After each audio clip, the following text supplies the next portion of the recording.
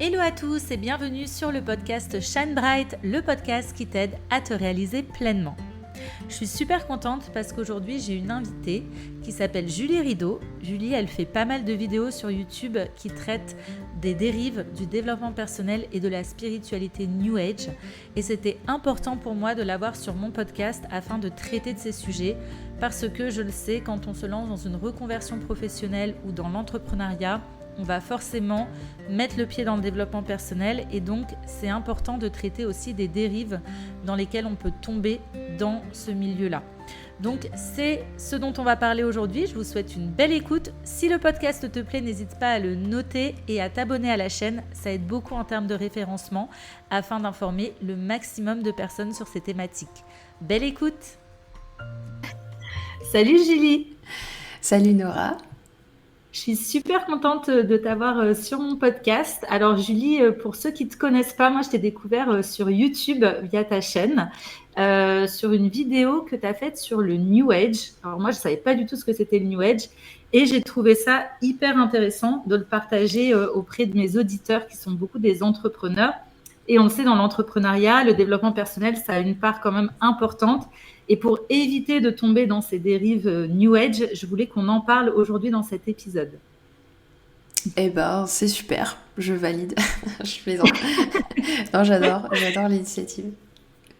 Ok, top. Du coup, Julie, peut-être que tu peux te présenter, expliquer un peu qui tu es, pourquoi c'est important aussi pour toi aujourd'hui de partager ton expérience. Et voilà, je te laisse te présenter comme tu le souhaites. Ok, eh ben, je m'appelle Julie, j'ai 27 ans et j'ai même mis les deux pieds carrément dans la spiritualité New Age pendant plusieurs années. Ça a été une béquille émotionnelle pour moi, un vrai soutien. Mais j'en ai connu aussi beaucoup les dérives et donc c'est pour ça que ça me tient à cœur de partager aujourd'hui cela en ayant quitté cette spiritualité totalement. Voilà.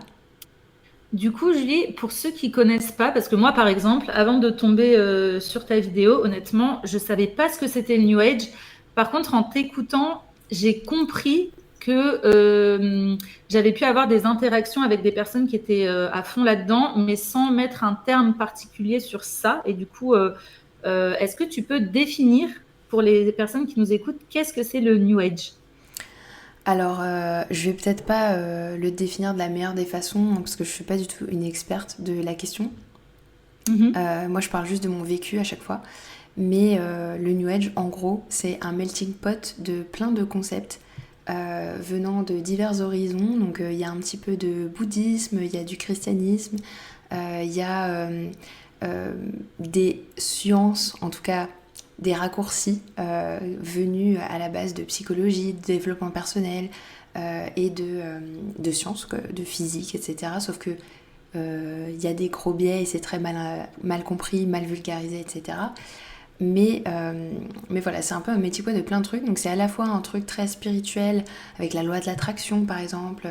On parle d'abondance, on parle de chakra, d'énergétique, du fait que rien n'est dû au hasard. Donc il y a tout un vocabulaire spirituel qui est associé à ce mouvement. Donc c'est un mouvement qui est apparu, alors selon certaines personnes ça date d'avant les années 70, mais on parle beaucoup des années 70 avec un peu les hippies, etc., où c'était un peu cette idée d'être plus dans l'amour inconditionnel et d'arriver à une nouvelle ère dans notre société qui soit plus sur des valeurs spirituelles que sur des valeurs voilà, matérielles, capitalistes, etc. Quoi dire d'autre? Donc en gros, si je dois la faire courte, c'est un mouvement spirituel qui donc aurait son origine à peu près autour des années 70 ou avant, et qui regroupe tout un tas de croyances et de mythes, comme n'importe quelle religion, hein, finalement. Il y a plein de croyances, plein de mythes qui s'organisent. Le truc un peu plus insidieux quand même avec le New Age, c'est que souvent les personnes qui sont dedans ne s'identifient pas comme appartenant à la religion New Age, qui ne se définit pas comme étant une religion, et pourtant ça en a toutes les caractéristiques. Donc voilà, en fait, c'est plus tout cet univers où on va retrouver les tirages de cartes, les tarots, les oracles, etc. Ça peut être plus le reiki. En fait, c'est plein de pratiques, plein de croyances, mais on peut aller piocher un petit peu par là, et puis pas par là. C'est-à-dire que par exemple, on peut adorer le reiki, connaître à fond les chakras, etc. Adorer les pierres de lithothérapie et tout, et pour autant ne pas croire en, je sais pas moi, la voyance, la médiumnité, ça peut... Non, ça nous parle pas vraiment, on va pas chercher de ce côté-là. Donc voilà, c'est ça qui est un petit peu insidieux, je trouve. Mais voilà, je pense que là, on a un petit tableau quand même de ce qu'est le New Un Age. petit melting pot de plein de, effectivement, de plein de sujets. Et tu vois, dans ce que tu as dit, moi, ce que je retiens qui est intéressant et ce sur quoi peuvent tomber les entrepreneurs, je trouve, c'est toutes ces notions de loi de l'attraction, d'abondance, etc. Parce qu'aujourd'hui, en fait, il y a plein de petits, justement, de petites choses là que tu as dites qu'on va retrouver dans le développement personnel enfin, en développement personnel, on va dire, à profit, entre guillemets, des entrepreneurs, où aujourd'hui, on a une grosse tendance sur justement la loi de l'attraction pour attirer l'abondance financière, etc. Et en fait, là où je trouve que ça peut être hyper dangereux pour les entrepreneurs et surtout pour les femmes d'ailleurs, parce que le New Age, ça cible beaucoup les femmes. Et c'est vrai que voilà, on va tomber un peu dans ce truc de ah bon bah si ça marche pas, peut-être que il faut que je fasse plus confiance en l'univers, peut-être que effectivement je vais m'ouvrir un peu plus à ça pour tester autre chose. Mais en fait, le business c'est de la science, c'est des sciences économiques, c'est de la communication, c'est du marketing. Enfin voilà, c'est des choses assez cartésiennes. Et ok, des fois évidemment il y a une part de chance dans l'entrepreneuriat sur des rencontres qu'on peut là associer. Ah, effectivement, si on a une spiritualité, bah, peut-être voilà, la personne qui est venue sur notre chemin au bon moment. Mais c'est hyper important, je trouve, dans ce podcast, de dire de ne pas se reposer uniquement là-dessus pour son business, parce qu'aujourd'hui, c'est un peu ce qu'on nous vend. Tu vois, attirer l'abondance financière, le money manifestation, machin, là. Et en fait, du coup, ça fait que finalement, tu es là, tu attends avec la loi de l'attraction quelque chose qui potentiellement, en fait, va pas arriver si tu ne te mets pas en action, et ça peut mener à des situations très compliquées, que ce soit financièrement ou autre. Donc, je trouve ça important. D'autant plus que, comme tu l'as dit, le New Age n'est pas vraiment défini et c'est pas une religion, enfin, c'est pas défini comme une religion. Les gens ne s'associent pas à ça en tant que religion, donc ça ne porte pas de nom clair. C'est pour ça qu'aujourd'hui, on pose les termes New Age là-dessus pour que les personnes que ça intéresse puissent aller faire leurs recherches et voir que finalement, c'est ni plus ni moins qu'une sorte de religion, finalement, même si on n'est pas religieux. Et que ça, c'est dérive comme tout courant un peu spirituel. Et donc, voilà, c'est ça aussi que j'ai envie qu'on parle, justement, au-delà de cette problématique-là que j'ai soulevée. C'est, selon toi, c'est quoi les plus grands dangers de cette spiritualité New Age pour un individu? Déjà, comme je l'ai dit, le fait que ce soit très discret et que ça soit... que ça ne se caractérise pas comme étant une religion, une spiritualité avec un cadre. Voilà, en fait, le truc qui est vraiment problématique pour moi dans ce mouvement-là, c'est que ça ne veut pas se présenter comme des croyances, comme de la spiritualité. Ça veut se présenter comme étant une vérité universelle qui reposerait sur les sciences. Alors d'un côté on nous dit oui, il faut se détacher, les sciences n'expliquent pas tout, etc. Il faut écouter son intuition. Et d'un autre côté on nous dit oui, mais non, mais en fait c'est scientifique parce que la physique quantique a dit que tout est vibration, blablabla. Alors que non, on se calme, ok.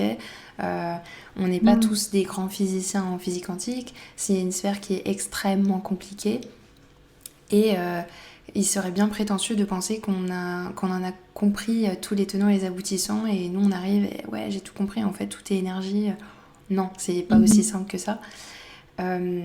Et donc ce qui est insidieux, c'est ce mélange.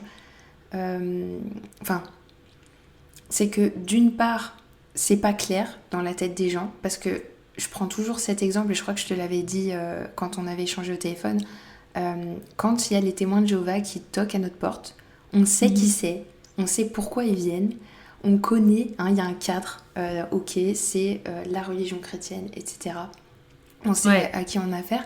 On choisit de les laisser rentrer chez nous ou pas. Exactement. Et c'est très clair. Alors que quand on va dans le rayon développement personnel, développer son business dans une librairie, eh bien, en fait, on tombe sur tout et n'importe quoi. Alors, il y a des trucs qui relèvent du coaching ou de la psychologie ou du marketing, etc., qui sont très Mhm. intéressants. Et Mhm. puis, il y a des trucs hyper perchés qui sont dans le même rayon, en fait, et on tombe sur ça, on se dit, ah, ça a l'air génial, pour cette personne, c'est allé vite, ça a bien marché, ça a l'air d'être un peu la recette miracle, bah, Magique. go, Ouais. ça a Mais l'air en fait, moi, super, ouais. tu vois, je rebondis sur ce que tu dis. En fait, le gros point de vigilance, je pense, à avoir en tête, c'est lorsque ça a l'air magique, fantastique, parce que comme tu dis, résultat rapide, qu'on peut, avec cette notion un peu d'avoir l'impression de pouvoir contrôler les choses euh, grâce à justement son énergie, son aura, etc., d'attirer, enfin, toutes ces choses-là qui sont un peu effortless, tu vois, genre sans effort. Généralement, il faut faire attention, c'est hyper tentant, surtout quand on est dans Ouais. des périodes de grande vulnérabilité ou de précarité, de vouloir voilà, se reposer sur cette pensée magique un peu en se disant bah, ça va peut-être être la solution à mes problèmes. Mais généralement, quand on commence justement à un peu commencer à être high sur ces trucs-là en se disant ouais, j'ai trouvé un truc que ça doit marcher, ça a l'air fabuleux, etc. Et moi, je l'avais vu, tu vois, par exemple, le reportage sur la loi de l'attraction de Netflix, Le Secret. C'est Ouais. pas Netflix, il est sur je sais plus quelle plateforme, Amazon Prime. Et c'est vrai que quand tu regardes ça, tu te dis ah ouais, en fait et tout, bah peut-être et tout, peut-être qu'il faudrait essayer parce que c'est peut-être la petite clé qui manque à mon Mm, business pour que d'un coup, voilà. mm. Et donc, ouais, effectivement, gros point de vigilance là-dessus, parce que le problème, c'est que se reposer là-dessus, ça fait perdre énormément de temps, en fait, sur les bonnes stratégies à mettre en place. Ouais, puis il faut Et savoir où ça se situe. En fait, c'est ok de tester ces choses-là et de s'intéresser à de Mhm, l'attraction, pourquoi pas, en fait. C'est juste, mhm, c'est des croyances et faut pas mélanger. Faut savoir qui on invite chez soi, quoi, comme les témoins de Jéhovah. Il exactement, faut c'est savoir ça. si là on est en train de communiquer avec un professeur qui nous explique bah, sa filière et ce qu'il a compris, parce qu'il a fait une thèse sur le sujet, etc. Il est expert de tel domaine, etc. Ok, on l'écoute. Ou il faut savoir si on écoute quelqu'un qui nous partage son vécu, qui nous partage ses croyances. Et il faut juste remettre les choses à leur place. Et dans le New Age, bah, tout est mélangé, et dans les librairies également. Et donc c'est ça qui est hyper dangereux. Effectivement, en plus, ça a ce côté du tout de suite, ça répond à notre insécurité à un moment donné, que ce soit dans notre vécu personnel ou dans notre business. Bah voilà, dans l'auto-entrepreneuriat, on se met en danger, comme tu le dis. On est dans une situation de vulnérabilité. Et puis là, on se retrouve face à quelqu'un qui nous dit ah non, mais t'inquiète, moi j'ai vécu ta situation, je sais en fait ce que tu es en train de vivre et j'ai trouvé les clés pour que ça aille vite et que ça marche. Bon, bah vas-y, Mhm, partage. Mais non, c'est des mhm. croyances, c'est pas des outils. Mais oui. Et il y a autre chose aussi qui est intéressant et je pense qu'il faut souligner, c'est dans tout ce que tu dis, il y a cette notion de faux semblant de liberté, en fait. Et ça, je pense qu'on doit s'attarder là-dessus parce que les entrepreneurs, c'est une grande valeur qui nous réunit, la liberté dans l'entrepreneuriat. Et en fait, je trouve que dans le New Age, ce côté, bah, en fait, c'est pas une religion et tu es libre. De tes choix, tu es libre de tes croyances, entre guillemets, etc. Alors qu'en fait, tu es hyper infusé par tout ça et plus tu mets le pied dedans et plus tu tombes complètement là-dedans et tu perds en fait presque ta capacité de recul en fait sur les choses. Je trouve que c'est une clé qui est mise en avant pour justement attirer beaucoup les gens en quête de liberté, en quête de sens et d'une forme de liberté qui en fait peut vite les enfermer. Et donc ça, je trouve ça intéressant de le dire. Et quand je dis les enfermer, c'est dans le sens où, justement, quand tu commences à trop te reposer sur la loi de l'attraction, sur bah, c'est mes pensées qui créent ma réalité, donc du coup, je vais essayer de contrôler mes pensées et tout, Mm. bah, en fait, tu deviens complètement taré parce que d'un coup, tu as l'impression que ça y est, tu as le contrôle sur tout, etc. Ouais. Et en fait, bah non, et ça peut rendre complètement fou, quoi. Faire perdre complètement la liberté qu'on cherchait au départ. Oui, c'est ça. Bah, après, c'est une technique de manipulation bien connue, ça, en psychologie, où quand on se sent libre d'adhérer à un truc, on y adhère beaucoup plus facilement. Et donc, on nous répète sans arrêt dans ce milieu-là qu'on est libre de croire ou pas, on est libre d'expérimenter ou pas. Et du coup, ça c'est un biais en fait qui fait que beaucoup plus facilement, on va y croire et on va adhérer à la théorie de la personne. Et puis, même quand on expérimente ces choses-là par soi-même, on a envie d'y croire, on est dans des biais cognitifs qui s'expliquent très bien. Il y a plein de biais sur C'est quoi lesquels... un biais cognitif, si tu peux nous l'expliquer pour les personnes qui écoutent, parce que je trouve ça intéressant dans justement dans toute cette mouvance New Age de comprendre c'est quoi un biais cognitif et donc comment est-ce qu'on peut croire que ça fonctionne en fait, quelque part. Ouais, bah c'est ça en fait. Un biais cognitif, c'est une illusion qui est créée par notre cerveau. Euh, donc, je pense que le plus simple, c'est de prendre un exemple. Euh, Par exemple, il y a un biais qui s'appelle le biais de fréquence, où quand on se rend compte de quelque chose, ou quelque chose a une signification particulière pour nous, par exemple, dans la spiritualité New Age, on va se dire, si je vois une plume, c'est que y a un guide qui m'envoie un signe de l'au-delà pour me dire quelque chose, une confirmation ou un coucou, que sais-je. Et ben du coup, on va se mettre tout à coup à voir plein de plumes et on va avoir l'impression que en ce moment, je reçois de l'univers plein de plumes. Alors qu'en fait, il n'y en a pas plus dans l'environnement que d'habitude. C'est juste que on a cette impression parce qu'on a focalisé notre attention sur ça. Et donc, naturellement et inconsciemment, eh bien, on cherche en fait et on regarde les plumes autour de soi et on a l'impression de dire ah non mais moi je cherche pas, hein, c'est vraiment du hasard, je t'assure. En plus j'ai vu une plume là où je m'y attendais pas du tout. J'étais en train de me balader dans un magasin et puis j'ai vu une plume par terre. Non mais attends, comment est-ce que j'aurais pu voir? Mais ça arrive. Il y a rien de. C'est juste que tu as mis ton attention sur ça parce que ça a une signification particulière pour ça, pour toi. Et donc ça, c'est un exemple de biais cognitif où en fait, en fonction de notre vécu, de nos émotions, et ben on va observer notre environnement d'une certaine manière, avec des filtres. Et donc c'est ça qu'on dit quand on dit t'es biaisé. Par exemple, si on dit à son amoureux ah t'es trop beau, puis de toute façon t'es toujours beau même quand t'as la morve au nez, la personne elle peut nous dire ouais mais toi t'es biaisé. Bah oui, effectivement on est biaisé parce qu'en fait on voit cette personne avec nos émotions, avec notre état amoureux, avec des hormones qui nous habitent, etc. Donc voilà, moi c'est mon résumé du biais cognitif, mais je vous mettrai une définition plus claire et je vous invite à aller faire vos recherches pour avoir des définitions plus claires. Hyper intéressant. Et moi, j'avais entendu une expérience par rapport à ça. Si les auditeurs veulent la faire, c'est hyper intéressant. C'est avant de sortir de chez vous, de vous dire combien de voitures blanches est-ce que je vais voir aujourd'hui. Et en fait, de se dire ça, vous allez en voir plein. Et c'est comme, par exemple, quand on est enceinte, pour ma part, par exemple, quand j'étais enceinte, d'un coup, je voyais trop de femmes enceintes. Ouais. J'avais l'impression que tout le monde était enceinte, alors que quand j'étais pas enceinte, tu les vois pas, tu vois. Et c'est par exemple une autre illustration justement de ce dont tu parles, de biais cognitifs qui sont liés à nos filtres, à nos émotions, à ce qu'on est en train de vivre dans le moment et ce sur quoi on focalise toute notre attention. Et effectivement, par exemple, quand tu es enceinte, toute ton attention, elle est sur ta grossesse. Tout ton Instagram, d'un coup, il se transforme avec des bébés partout. Et donc, forcément, quand tu sors dans la rue, tu croises plein de femmes enceintes et ton mari aussi, d'ailleurs. Donc, c'est intéressant de... Ouais, c'est ça. C'est ça le biais de fréquence. On a l'impression que du coup, il y a un événement en particulier qui se produit à une fréquence qui est anormale par rapport à d'habitude. Mais en fait, non. Ça a toujours été comme ça. C'est juste qu'on n'avait pas remarqué. Exactement. Et c'est là-dessus, je pense qu'il y en a beaucoup qui y jouent. Par exemple, dans le business, on va te dire dans cette mouvance-là, si tu te concentres sur l'abondance, l'abondance, elle va venir. Si tu te concentres sur l'argent, si tu commences à avoir de la gratitude pour ce que tu as, etc., etc. Et donc, tu vas te concentrer là-dessus. Et donc, finalement, peut-être que tu vas mettre des actions en place pour effectivement avoir plus de résultats au niveau financier. Mais il faut bien comprendre que ce ne sont pas le fait de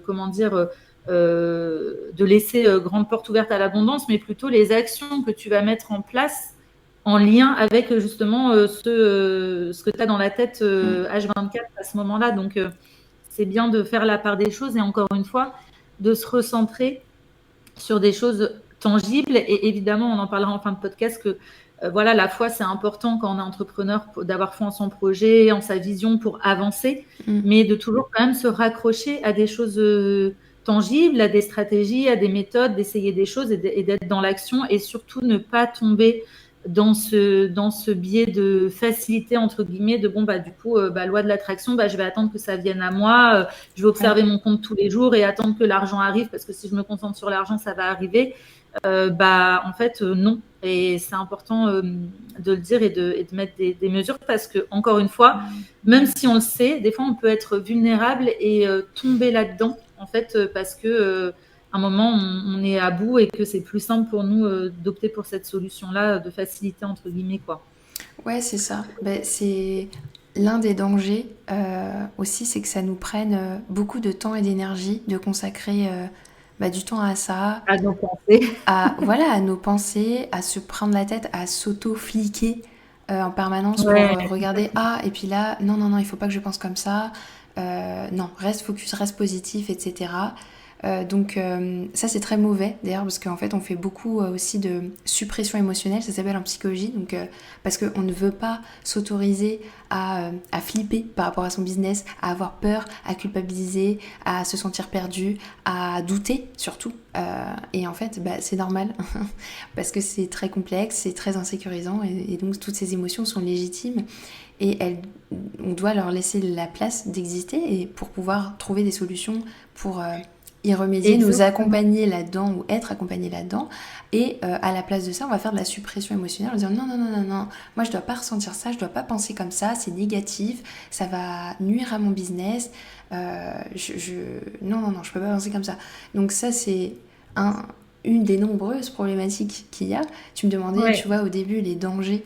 Voilà, donc ça c'est un danger, donc de créer tout simplement un mal-être au sein dans sa psyché ou par rapport aux autres aussi, parce que des fois ça crée également un isolement comme on le sait, parce qu'on va s'enfermer un peu dans ces croyances-là et puis dès que les personnes viennent nous ramener un peu les pieds sur terre ou nous parler de choses plus terre à terre qu'on n'a pas envie d'écouter, eh bien on va souvent être dans le rejet et dire non non mais t'inquiète, de toute façon ce que tu me dis là, je trouve que t'as pas une vision hyper optimiste, tu sais, moi je crois que tout va bien se passer, on est sur la pente ascendante, de toute manière si je le visualise comme ça tout va bien se passer. Bah non, il faut aussi prendre en considération les choses qui ne vont pas, les choses qui ne marchent pas, les stratégies qui sont nulles et qu'il faut changer, sinon on va droit dans le mur, c'est comme ça.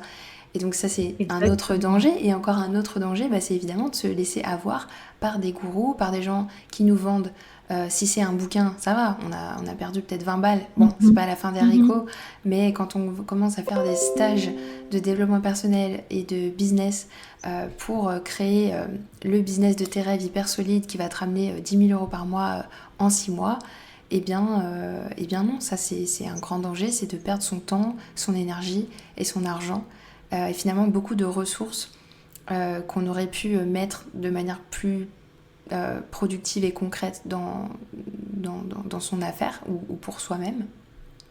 Donc, ouais. Oui, c'est hyper intéressant ce que tu dis, effectivement, et en fait ça enlève une part de pragmatisme qu'il faut toujours avoir dans l'entrepreneuriat, voilà, rester pragmatique, calculer les résultats des actions qu'on met en place, etc., au lieu de rester sur des choses hyper intangibles, un peu énergétiques, etc.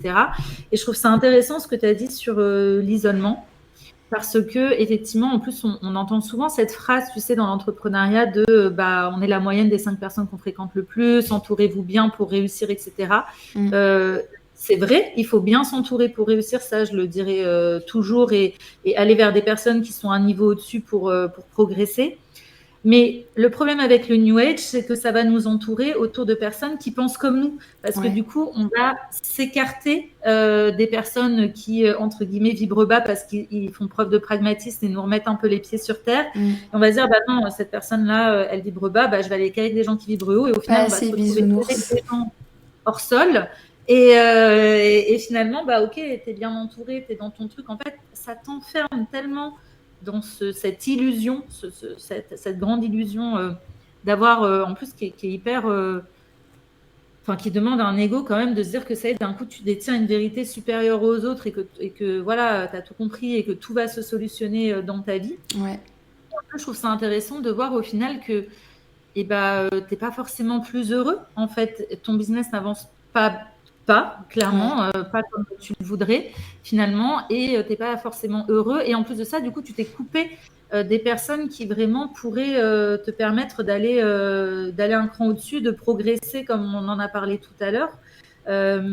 Donc, je trouve ça hyper intéressant. Et effectivement, comme tu l'as dit, l'autre danger de la manipulation, et bah, c'est vrai qu'après un moment, tu es tellement autour de personnes comme ça que tu vas te retrouver avec quelqu'un qui se dit ah tiens, là, il y a un beau terreau pour manipuler ces gens-là et te retrouver avec un gourou Pardon. dans des stages, comme tu dis, qui mêle business, développement personnel, qui coûte une blinde et où finalement tu vas rien en tirer de très concret, quoi.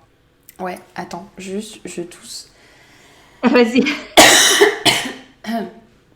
Je bois un petit verre d'eau. Parce que Julie était malade pour info la semaine dernière. On devait enregistrer la semaine dernière. Ça doit être des petits restes. Ah ouais, non, mais de toute façon, il y a un virus qui tourne là et apparemment, la pharmacienne m'a dit que la toux durait 3 semaines, donc on va pas attendre hein, pour faire les choses qu'on a à faire, mais clairement, on est sur une toux bien présente. Voilà. Mais c'est pas son chakra-gorge qui est bloqué parce qu'elle doit parler de ces Ah, mais sujets. non, c'est ça, totalement en fait. Ah, tu sais que malgré tout, j'y ai pensé, parce que comme en ce moment, en plus, je me replonge pas mal dans cet univers pour mes prochaines vidéos, ou voilà, pour notre interview et tout. Mhm. Ça m'a fait rigoler, j'ai pensé à ça, je me suis dit, à l'époque, j'aurais pensé que j'avais des choses à exprimer en ce moment, ou des émotions euh, pour lesquelles je ne prête pas assez d'attention, et de ce fait, ça s'exprime à travers un rhume. Non, juste il y Et a un ben, virus qui traîne en fait. non, mais trop intéressant ce que tu dis parce que tu vois, en fait, cette façon de penser là, de tout le temps tout. Finalement, en plus, c'est contradictoire, tu vois, de pas vouloir être dans le mental et en même temps de tout Ouais, suranalyser, etc. exactement. En fait, ça te fait tellement reporter et louper des opportunités parce que tu vas te dire, ah bah, si je suis malade, c'est que c'est pas cette personne-là, sûrement, en fait, ça le fait pas. Voilà, on n'arrive pas à Ouais, savoir. Bah, en j'aurais fait, pu penser comme ça également, ouais, totalement. Me dire, c'est oh, que ça finalement, marche voilà. pas. Et en fait, finalement, bah, tu te coupes encore une fois de rencontres, de potentielles opportunités, de potentiels points de vue différents qui vont te bousculer, te contredire un peu et faire en sorte que tu aies un regard un peu plus critique sur ce que tu es en train de faire. Mm. Donc, c'est intéressant aussi d'en parler parce que justement, dans cette mouvance un peu New Age, on va beaucoup dire il faut faire confiance à son intuition, à ses ressentis. Le corps t'exprime des choses, etc. Mm. Et je suis d'accord que voilà, évidemment, le corps nous exprime des choses quand ça va pas.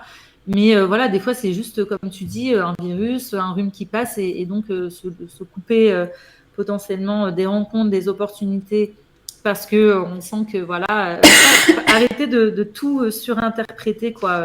C'est important. Ouais, c'est ça, effectivement. C'est bien résumé ça. On nous demande de pas être dans la tête et on est tout le temps dans sa tête en fait, à tout décortiquer, tout analyser, tout interpréter. Faut bien comprendre qu'en fait, quand on est dans l'auto-entrepreneuriat ou qu'on est à un moment un peu délicat de sa vie, on a tellement besoin d'être rassuré, d'être encouragé, d'être valorisé également. Parce que parfois on n'a pas une très bonne estime de soi ou alors on a une bonne estime mais on n'a pas confiance en soi parce qu'on fait quelque chose de nouveau. La confiance en soi, ça dépend des compétences qu'on a. Je t'apprends rien, je pense. Et donc, Mhm. eh bien, quand on démarre un business, on n'a pas encore les compétences, donc on n'a pas confiance en soi et c'est normal en fait, parce que on est des bébés Complètement. en train d'apprendre en train d'acquérir ces compétences petit à petit. Donc la confiance, elle va venir au fur et à mesure qu'on apprend, qu'on teste des choses. Sauf que cet univers, il vient nous dire non mais t'inquiète pas, tu peux avoir confiance en toi dès maintenant, tu es légitime, tu es super et t'inquiète pas, tout va bien se passer. Et en fait, c'est comme cette voix rassurante, maternante ou paternante qui vient nous faire un câlin et nous dire mais t'inquiète pas, ça va le faire, ça va marcher, etc. Et on a besoin de ça parce que peut-être on l'a pas dans notre entourage ou peut-être on est trop vieux pour ça, je sais pas. Et en fait, on a besoin, quoi. On est tellement insécure à ce moment-là, soit dans notre vie, soit dans le business, hein, vraiment, dans les deux cas. C'est tout pareil. Complètement. Et, et ça fait du bien, mais il faut bien comprendre que euh, ça, on peut le trouver d'une manière saine, ou on peut aussi juste l'analyser et se dire, ok, en fait, peut-être que c'est pas une question genre de loi d'attraction, de ce que je vais écrire dans mon carnet de manifestation, ou des pierres que je vais porter sur moi, ou de tout ça. En fait, peut-être que tout ça, en fait, c'est juste l'expression du fait que, hey, j'ai la trouille, en fait, et j'ai besoin, là, qu'on me rassure. Et si les gens sont plus au contact de ça, en eux, eh bien, je pense que ça permettra d'éviter d'aller dans trop de dérives, quoi. Ouais, complètement. Complètement. Et tu vois, dans ce que tu dis, il y a cette notion d'accepter le doute. Tu vois, bah justement, dans cette théorie New Age, on parle beaucoup d'acceptation, et finalement, pas d'acceptation de tout. Et notamment de ces doutes, de ces émotions, comme tu dis, négatives, etc., qui sont des vrais indicateurs à pas supprimer pour justement à un moment se poser les bonnes questions et se rassurer en allant chercher la bonne information, en essayant des choses, en progressant, etc. Mm, Et d'accepter le doute. Enfin voilà, en fait, effectivement, dans l'entrepreneuriat, mm, on ne sait, la seule règle, c'est qu'on ne sait jamais rien à l'avance. Enfin voilà, on peut évidemment anticiper des risques, essayer de mettre en place des anticipations, mais en fait, bah, le marché, il évolue.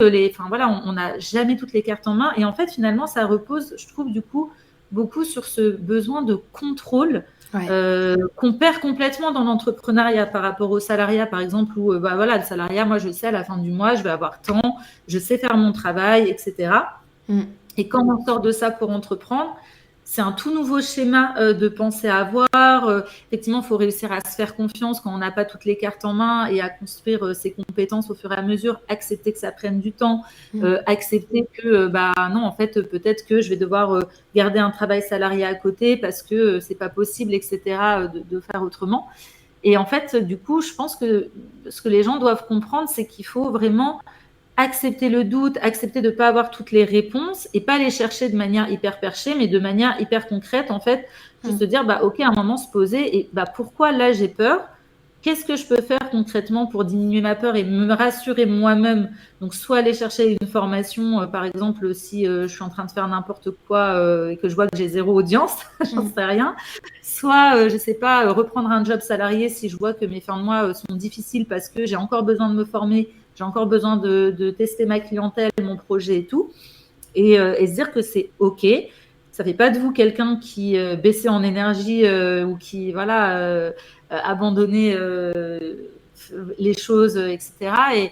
Et c'est plutôt même plus rassurant en fait finalement que de se laisser cajoler par toutes ces théories-là New Age qui peuvent faire du bien à court terme, mais qui sur le long terme vont pas permettre de progresser. Tout à fait. Ben écoute, je sais pas si tu vois d'autres choses à ajouter par rapport à tout ce qu'on a dit là sur le New Age et l'entrepreneuriat. Euh, Ben, je sais plus. On avait parlé de plusieurs choses quand on s'était appelé. Euh, Ouais. Toi, tu avais d'autres points à aborder, Moi, j'imagine. je trouve qu'il y a peut-être une chose sur laquelle on n'a pas, qui est hyper importante, sur laquelle on a évoqué très rapidement les notions de manipulation.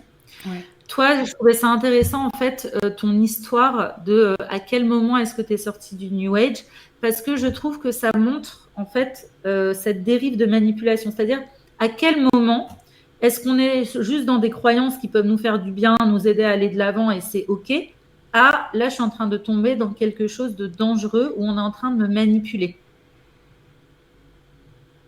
Ouais, ben en fait, je dirais que c'est une question hyper vaste en fait, parce que après ça pose la question de quelles sont les croyances qui me servent plus qu'elles me desservent. Donc ça va être propre à Mhm. chacun en fait, à chacun de voir quelles sont les croyances qui vraiment me portent dans ma vie.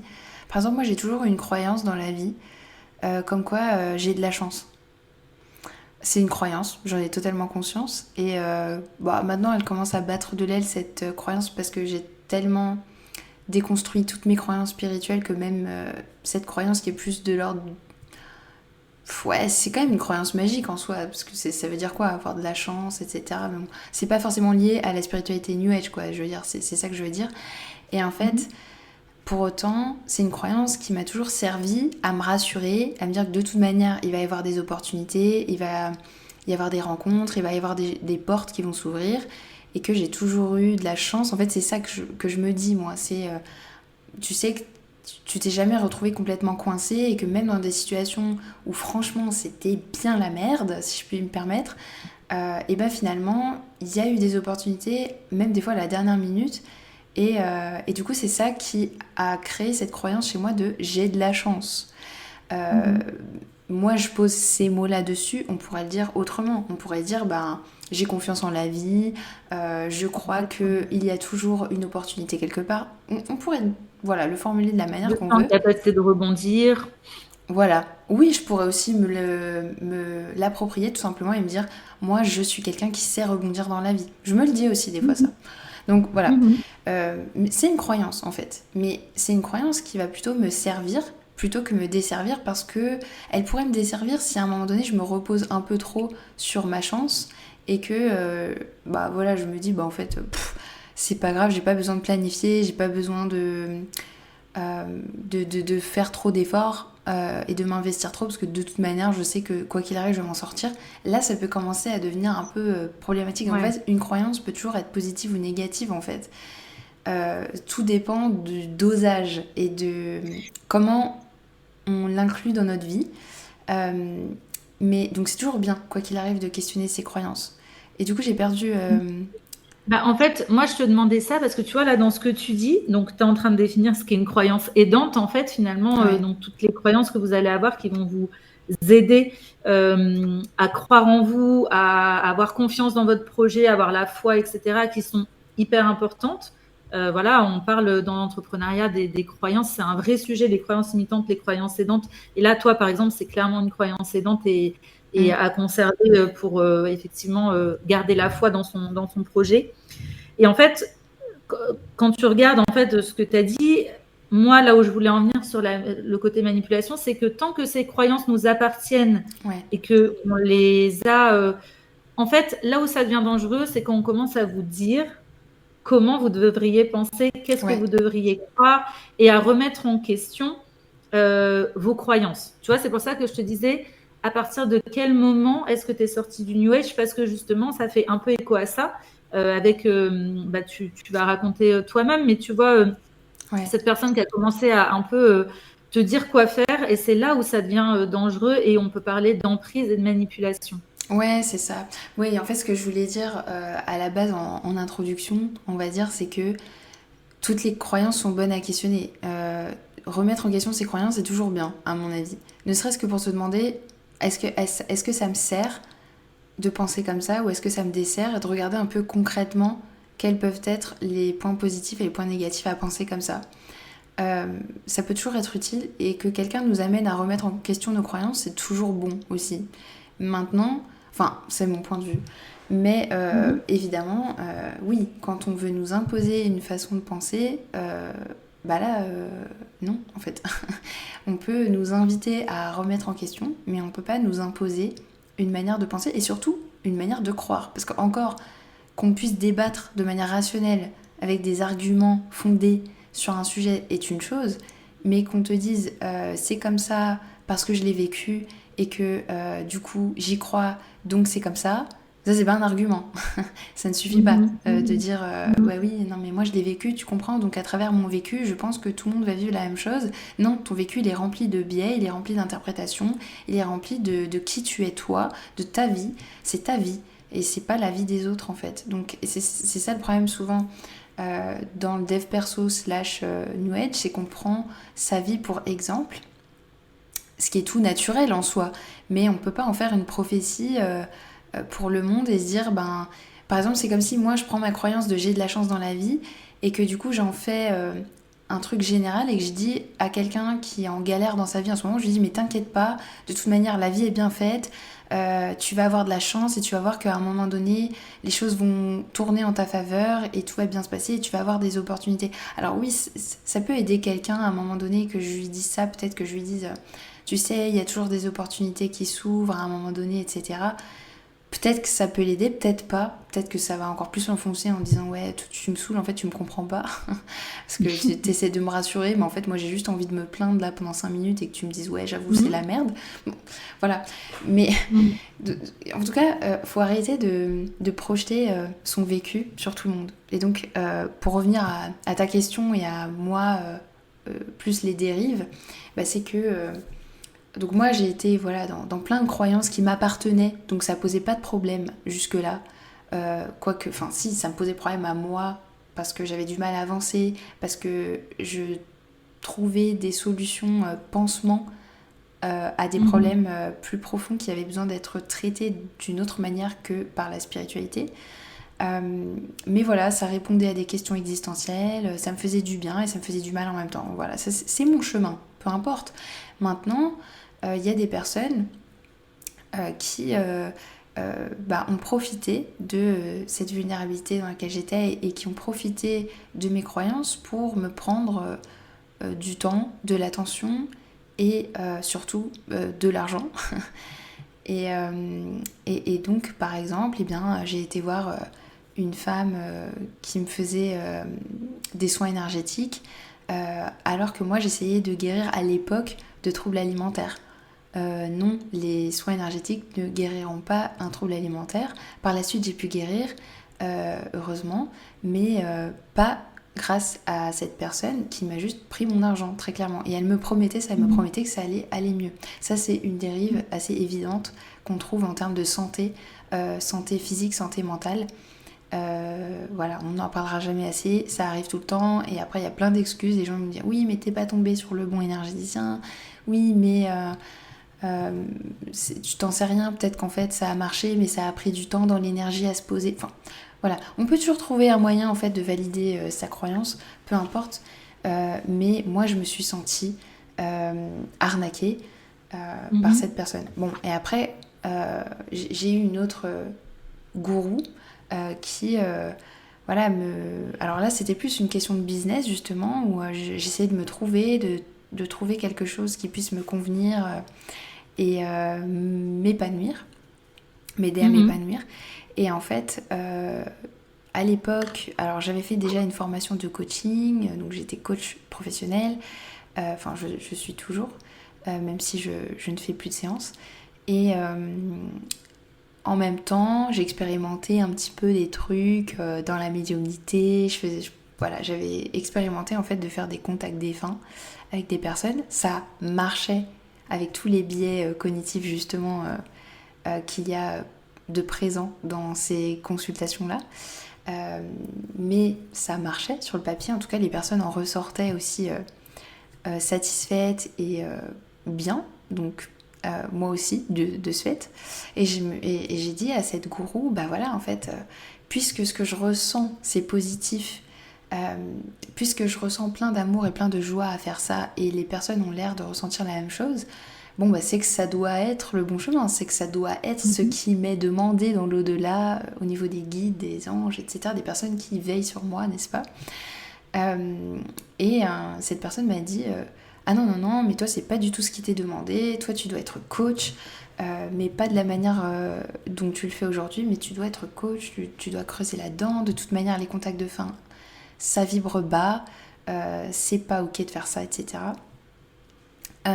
Donc, parce que selon ses croyances, et selon les croyances de plein d'autres personnes, voilà, on contacte principalement le bas astral, donc en gros c'est la poubelle énergétique de l'univers où on va trouver plein d'entités malveillantes, on va trouver plein de choses sombres, en gros, plein d'énergie noire et pas bonne pour nous.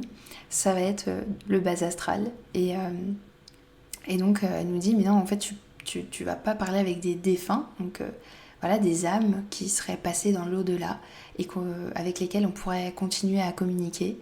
via la médiumnité. Eh bien non, toi tu communiquerais pas avec ces êtres-là, tu communiquerais avec des êtres maléfiques, malveillants, etc. Ah ouais. Et ça va pas Ok. être bon pour toi. Donc c'était ça sa croyance à elle. Mhm. Et euh, souvent les chrétiens d'ailleurs sont assez d'accord avec ce point de vue-là en fait, puisque ça fait un peu la magie noire et le New Age n'est pas du tout apprécié et validé par les chrétiens. Donc souvent j'ai ce discours-là, moi, sous mes vidéos, parfois où on me dit, en fait c'est pas que ça n'existe pas, c'est que tu ne parles pas à des bonnes entités et que ça va pas être bon pour toi. Bon, voilà, il y a ces croyances-là qui existent, ok, Mhm. certes, mais du coup, elle m'impose son point de vue en me disant bah, c'est pas ce qui est fait pour toi, c'est pas ce qui t'est demandé, pour reprendre ces mots. Mhm. Et donc, moi, à ce moment-là, je me suis dit, mais en fait, ok, je prends son avis avec beaucoup de sérieux et je la suivais, je la croyais, etc., dans ce qu'elle proposait. Mais là, je l'ai trouvée assez agressive, déjà, dans sa manière de me parler, donc ça m'a touchée. Et il n'y a pas à m'imposer, en fait, ce que je vais faire dans ma vie, c'est quand même moi qui suis aux commandes de ma vie, quoi, a priori. Ce qu'on nous Ouais. prône d'ailleurs tout le temps dans le New Age, hein, sois aux commandes de ta vie, ne remets pas Bah, ton c'est pouvoir une à l'autre. liberté encore. En fait, Voilà. c'est ça, et c'est hyper intéressant ce que tu dis et de bien l'expliciter qu'en fait, un gourou, parce qu'ils vont évidemment jamais s'appeler gourou, mais dès qu'il y a quelqu'un qui se positionne comme un maître à penser, comme quelqu'un qui sait ce qui est bon pour vous, Ouais, c'était c'est un totalement vrai ça. signal d'alarme en fait, parce qu'il n'y a que vous qui savez ce qui est bon pour vous. Et c'est encore une fois ces notions de savoir se faire confiance, avoir confiance en la vie, enfin, voilà, et en ses propres capacités, son chemin. Et c'est d'autant plus difficile, encore une fois, quand on est dans l'entrepreneuriat, quand on fait une reconversion professionnelle, parce que d'un coup, bah, on se retrouve sans clé. Voilà, on ne sait plus. Jusque-là, on avait l'école, on avait l'entreprise, on avait un cadre qui nous aidait dans notre évolution professionnelle. Et c'est vrai que quand on se lance dans l'entrepreneuriat, d'un coup, ce cadre, il est complètement déconstruit. C'est à nous de nous le construire. Et Mm. c'est là que s'immiscent ce type de personnes, donc des gourous, maîtres à penser, qui vont dire qu'est-ce qui est mieux pour toi de faire. Et Ouais, encore une fois, en plus, sous couvert de liberté, c'est hyper bizarre en fait. Donc c'est intéressant de le mettre en lumière, de se dire que à partir du moment où on tombe dans quelque chose qui devient néfaste pour soi, c'est qu'on laisse les clés de sa liberté à quelqu'un d'autre en fait quelque ouais, part et de sa propre vie, de ses choix à quelqu'un d'autre. En plus de ça, contre de l'argent. Enfin, là, ça devient complètement complètement n'importe quoi et ça peut être de l'argent, mais comme ça peut être aussi contre, je sais pas, des faveurs clairement sexuelles ou ce genre de choses où ouais, des fois il y a des vraies dérives qui portent atteinte à notre intégrité dans ces mouvements-là et donc c'est important d'en parler. ouais. Ouais, et d'ailleurs, je pense que particulièrement dans l'entrepreneuriat, c'est très tentant de se laisser guider, parce qu'en fait, on est habitué à se laisser guider dans le salariat, à avoir quelqu'un qui est au-dessus de nous et qui nous dit ce qu'on a à faire. Euh, Mhm. et, euh, et, et- et donc, je pense qu'on garde un peu cette habitude quand on devient auto-entrepreneur et on a besoin d'être conseillé, d'être un peu guidé, etc. Et forcément, on a besoin de manière concrète. Je veux dire, si on ne s'y connaît pas en marketing, on va avoir besoin soit d'apprendre par soi-même, soit à un moment donné de consulter quelqu'un qui va nous apprendre les clés du métier concernant notre domaine à nous. Mhm. Mhm. Et ça va être comme ça pour les finances, ça va être comme ça pour, je sais pas, on veut ouvrir un resto, bon bah la gestion du stock, il y a des choses qu'on va apprendre par soi-même, il y a des choses où oui, on va avoir besoin des conseils d'autres personnes, mais il faut savoir quoi demander à qui et, et rester en fait dans le pratico-pratique et ne pas penser qu'une personne va pouvoir tout nous enseigner et tout nous montrer et qu'on va pouvoir faire pareil et que ça va marcher en fait. Parce que non, il faut aller chercher des petites ressources. Ok, cette personne, elle est hyper calée en finance, donc je vais aller lui demander des conseils, et puis je vais peut-être demander conseil en finance à d'autres personnes et faire aussi mes propres recherches. De toute manière, c'est ça, c'est varier aussi les sources d'informations, et le problème c'est que souvent, les gourous, ils ont réponse à tout, dans tous les domaines. Donc c'est merveilleux. Et en fait, et en plus de ça, tu vois, c'est hyper intéressant ce que tu dis parce qu'ils vont t'attraper sur quelque chose que tu as besoin sur le moment, tu vois. Moi, je te donne mon exemple personnel, tu vois, avec Apis. Clairement, moi, j'étais une bille en finance. Voilà, c'est pas mon truc, la finance. Moi, j'ai étudié en école de commerce, j'ai vu le marketing, la com, tout ce que tu veux. La finance, j'ai des notions, mais voilà, c'est pas ma spécialité. Et surtout, j'avais pas envie de m'en occuper. Enfin, vraiment, j'avais pas du tout envie de m'en occuper. Tout ce qui est statut juridique et tout, voilà, c'est pas mon truc.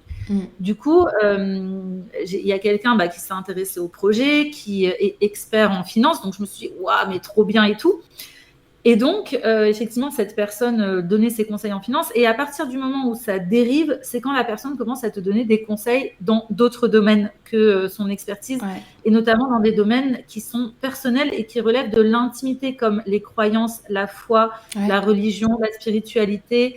En fait, dès que ça commence à glisser sur ce terrain-là, c'est là que ça devient dangereux, en fait. Et donc, c'est pour ça que je mets ce message-là, parce que je sais que dans l'entrepreneuriat, et notamment pour les femmes, franchement, il y a une vraie différence aussi entre les femmes et les hommes que je voulais pas voir au début, parce que moi, je suis pro inclusivité, mais non, il n'y a pas de différence, etc. Mais en fait, si, il y a des différences parce que, effectivement, les femmes, elles ont plus besoin de sécurité, de se sentir, encore une fois, enfin malheureusement, mais c'est des schémas qu'on a, d'avoir besoin d'avoir quelqu'un qui nous guide un peu, voilà, dans notre business, qui nous donne des clés sur les choses qu'on ne maîtrise pas, et donc ne pas se laisser happer dans autre chose que le professionnel et l'expertise pour laquelle la personne doit vous délivrer son conseil, et décloisonner, en fait, enfin cloisonner, justement pas laisser les choses se décloisonner, parce que c'est là que c'est la porte ouverte à n'importe quoi.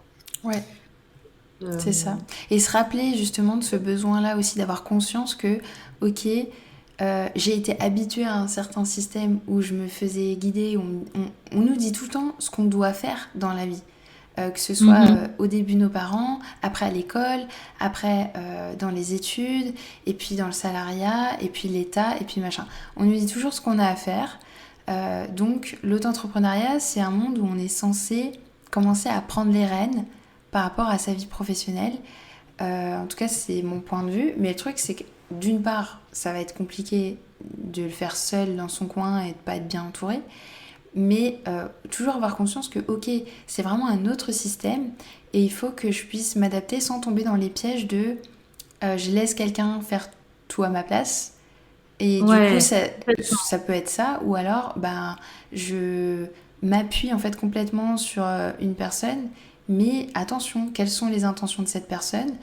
Et est-ce que elle a peut-être une expertise dans un domaine, mais pas dans tout en fait. Et ça doit rester mon business avec mon identité, ma couleur, qui je suis. Et je dois pas perdre de vue que c'est à moi de tenir les rênes. Et ça, c'est une grosse responsabilité. Donc, ouais. Trop intéressant ce que tu dis. Et d'ailleurs, tu vois, on dit souvent dans le business que si votre business commence à dépendre à plus de 30% de quelqu'un, que ce soit un client, un partenaire ou voilà, c'est dangereux. Et autre chose aussi, c'est de toujours maîtriser un minimum ce qu'on délègue ou ce qu'on demande. Parce que voilà, moi, par exemple, la finance, j'avais pas envie de m'en occuper. Non, c'est plus simple de le déléguer à quelqu'un. Et là que ça devient dangereux, dans le sens où il faut toujours comprendre avant de déléguer ce qu'on veut déléguer. Et donc, oui, ça prend du temps. Oui, c'est chiant. Ok, parce qu'on n'a pas forcément envie de commencer à apprendre c'est quoi une UI, c'est quoi une SARL et compagnie. Peut-être même là que je parle chinois pour les gens qui nous écoutent. Mais bref, on n'a peut-être pas envie de se mettre dans le juridique. Mais une personne, en fait, qui est bien intentionnée, bienveillante et qui va vraiment vous aider, elle va faire en sorte que vous n'ayez pas besoin d'elle. Donc ça, c'est une clé que je peux donner pour justement éviter de tomber dans une dérive. C'est, est-ce que, si vous posez honnêtement la question, est-ce que si demain cette personne part, je sais à peu près ce qu'elle était en train de faire et je peux à peu près reprendre la main sur ce qu'elle était en train de faire, ou en tout cas le comprendre pour le reléguer à quelqu'un d'autre.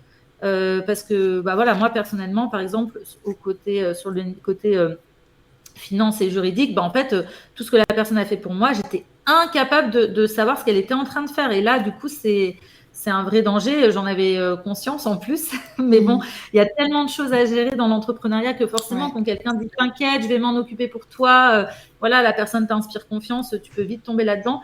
Et donc ça, c'est une grande leçon, moi, personnellement, que j'ai appris voilà. Et justement, après, je suis tombée sur quelqu'un qui est super et qui m'a tout de suite dit, moi, mon objectif, c'est que tu sois autonome sur la partie juridique de ton entreprise, donc que tu aies les clés et après tu es autonome et c'est pas un suivi sur 10 ans quoi. Donc ça c'est des petits indicateurs justement aussi je pense à donner aux entrepreneurs pour tomber sur des personnes bienveillantes qui vont pas abuser d'une façon ou d'une autre, que ce soit voilà après en termes de gourou comme on parlait ou même en termes de business qui va pas profiter de vous quoi. Ouais, et je dirais comme petit signe d'alarme, faites attention au vocabulaire utilisé par la personne que vous rencontrez pour vous faire accompagner. Parce que si la personne elle commence à vous sortir des phrases du style « Ah bah de toute façon, il n'y a pas de hasard », à vous parler d'astrologie, à vous dire « Ah bah de toute façon, vous êtes lion, vous êtes verseau, vous êtes scorpion, donc j'imagine que... je sais pas, c'est le destin et puis que forcément dans votre énergie il y a ce truc de non mais vous êtes pas là pour ça en fait. Rappelez-vous de votre objectif et même s'il peut y avoir une connexion avec cette personne et que vous pouvez prendre du plaisir à parler de ces sujets-là parce que c'est vos croyances que vous les partagez, faut pas tout mélanger à mon avis, faut se rappeler que il y a un lieu pour être professionnel et il y a un lieu pour être dans le perso, dans sa spiritualité, dans sa foi, dans ses passions. Le piège que je verrais également dans l'auto-entrepreneuriat, c'est que souvent, déjà c'est un projet qui est personnel, donc on a tendance, à mon avis, les limites sont beaucoup plus floues quoi. C'est pas comme si on allait à notre taf et puis on rentre à la maison et puis après on passe à sa vie perso. Bah non, les limites elles sont beaucoup plus floues et de ce fait on peut avoir tendance aussi à mettre, en plus on a envie je pense de mettre de son cœur et de sa touche personnelle, justement on a envie de mettre son identité aussi dans son business et de ce fait je pense que dans les liens aux autres aussi on se protège moins, enfin on met moins les barrières parce que complètement. et en plus on a envie de ça parce qu'on se dit ouais c'est bon, maintenant j'ai plus envie de faire de chichi, moi j'ai pas envie d'être là face à mon supérieur et de le brosser dans le sens du poil et d'avoir une certaine posture à tenir parce que je suis dans le salariat. Oui mais non en fait à mon avis vraiment c'est mon analyse, mais dans l'entrepreneuriat il y a aussi une posture à tenir face à des personnes qu'on va engager pour nous aider, face à des personnes qu'on va soit voilà, on va les écouter, on va écouter leurs conseils, soit on va en faire nos employés. Il y a une posture à tenir en fait. On peut pas commencer à tout mélanger. À mon avis, c'est plus sain de quand même scinder les trucs dans sa tête et de se dire voilà, de pas commencer à parler d'astrologie à chaque réunion ou à chaque pause café avec son entourage parce que on n'est pas là pour ça en fait, on est là pour travailler, pour parler business, pour parler chiffres, pour parler voilà, même s'il y a de la passion, il y a de l'amour dans ce qu'on fait, faut pas oublier les réalités. Exactement. C'est un beau message à faire passer effectivement. Encore une fois en fait, rester pragmatique, les pieds sur terre et vraiment, la foi, elle est intime, elle vous appartient et de garder ça intime. Enfin voilà, ça viendra à personne sur le lieu de travail de partager sur sa religion, sur ses fêtes de famille, ses baptêmes ou que sais-je, ou si vous êtes musulman, j'ai fait l'Aïd et tout. Genre, personne dit ça en fait. Genre, personne ne dit ça. Personne s'installe au bureau et va prier sur le temps du midi, etc. et sort son tapis de prière et tout. Enfin, on sait bien le faire dans le milieu professionnel. Et il s'agit de le faire aussi dans l'entrepreneuriat, c'est-à-dire que la foi, c'est intime, elle vous appartient, personne ne peut vous dire quoi croire. Et encore une fois, il y a des croyances qui peuvent vous aider et c'est très bien. Ne pas se reposer que sur des croyances pour son business parce que sinon, ça peut devenir dangereux. Rester pragmatique, c'est le message qu'on a voulu faire passer. Et voilà, et faire attention de bien cloisonner, encore une fois, le professionnel le personnel, la foi et tout ça, quoi. Essayer de pas tout mélanger, surtout quand on entreprend dans le bien-être. Enfin voilà, il y a aussi ça en fait, le fait que ça entraîne encore plus à tomber là-dedans. Donc c'est important de faire attention. Ouais, c'est ça. C'est en fait typiquement pour être dans le concret par rapport à ça, quand on veut comment dire consulter quelqu'un par rapport aux finances, eh ben on va pas commencer à parler d'autre chose que de finances. Et je pense que c'est un peu la ligne à garder, c'est-à-dire que on peut nous après avoir nos croyances, etc. Mais voilà, il y a un moment pour parler de ça et avec ses amis, avec sa famille, etc. Mais faut pas, ouais, comme tu disais, faut cloisonner. Cloisonner et garder un entourage du coup, parce que c'est vrai que tu vois, pourquoi est-ce que les gens ils vont commencer à parler de leur vie personnelle, etc. à des qui peuvent être tentés de le faire à des comment dire, des partenaires. C'est parce que dans l'entrepreneuriat, tu es hyper isolé en fait, surtout quand tu es solopreneur, tu es seul toute la journée, tu vois pas de collègues, etc. Bon c'est à qui que tu fais un peu du small talk et que tu parles de ta vie, en fait ça peut être à tes partenaires. Mais voilà, enfin l'idée c'est de, effectivement, comme tu dis, bien cloisonner les choses, garder ses amis et pas se couper de tout le monde parce que d'un coup je suis devenue quelqu'un d'autre et voilà, parce que c'est eux aussi qui permettent, je pense, de garder les pieds un peu sur terre, voilà. Et si vous voulez pas être isolé, rejoindre des réseaux d'entrepreneurs, rejoindre, je sais pas, garder des petites passions à côté, parce que souvent dans l'entrepreneuriat, c'est un peu du 24/7 jours sur 7 et du coup, on s'enferme dans son truc.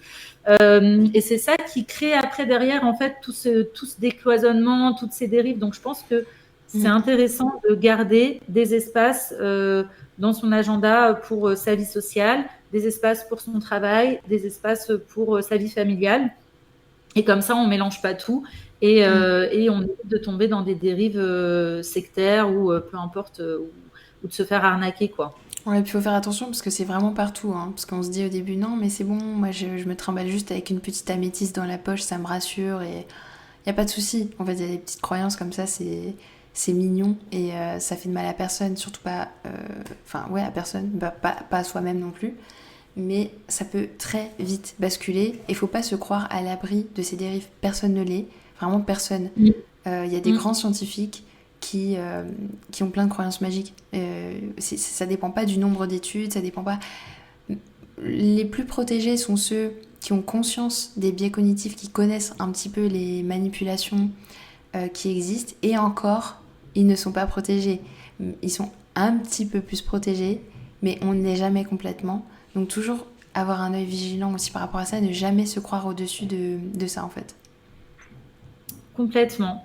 Eh ben écoute, je pense que ça peut être le mot de la fin parce que ça résume bien notre échange et voilà, effectivement, c'est le sujet de ce podcast aussi, voilà, c'est de justement amener un peu de la conscience là-dessus et commencer à, on va dire, éveiller les consciences sur ça y est, on inverse le truc, c'est nous qui éveillons les consciences maintenant. Non, mais c'est ça, mais c'est se renseigner sur voilà, la manipulation. Il y a des super bouquins qui en parlent, il y a Influence et Manipulation, enfin il y en a plein d'autres en fait qui expliquent comment ça fonctionne, comment c'est utilisé et notamment dans le business d'ailleurs. Donc c'est bien de se renseigner et d'avoir conscience de tout ce qu'on a dit là pour pas tomber dans ces pièges, pas perdre du temps, de l'argent, de l'énergie dans des choses qui vont pas nous faire progresser en tant qu'entrepreneur. Exactement. Je te remercie. Merci à toi, Julie, c'était super. Et puis, où est-ce qu'on peut te retrouver pour ceux qui t'écoutent via mon podcast ? Alors, vous pouvez taper mon nom, Julie Rideau, comme un rideau, et vous trouverez ma chaîne YouTube. Et vous pouvez aussi me contacter sur Instagram, c'est Julie Connect, mais je partage rien de spécial, juste ma life. Et c'est juste pour papoter, si vous avez envie de me raconter votre expérience avec le New Age, parler de dérives, etc. On peut discuter. Voilà, donc c'est une chaîne YouTube qui, à présent, en tout cas, est dédiée à ça. J'ai fait quelques vidéos juste pour partager en fait mon parcours avec le New Age, quelles dérives j'ai rencontrées. Je suis allée quand même assez loin, hein. Je me suis carrément inventé une vie, j'ai cru que j'étais médium aussi, j'ai cru que j'avais des dons, etc. Donc on prend ça avec beaucoup d'autodérision aujourd'hui. Enfin Enfin, je prends ça, en tout cas, avec beaucoup d'autodérision, comme certains le font aussi. Et puis, bah voilà, je suis là aussi un petit peu pour dédramatiser, pour dire, on est tous cons à un moment donné dans notre vie, tranquille, ça arrive, il n'y a pas de souci. Venez, on en rigole. Voilà, c'est un peu l'état d'esprit dans lequel je suis, si ça vous intéresse. Ok, super. Merci beaucoup, Julie. Je te Bah dis merci à Nora. bientôt. Ouais, ça marche, à bientôt. Avec plaisir. Salut. Salut.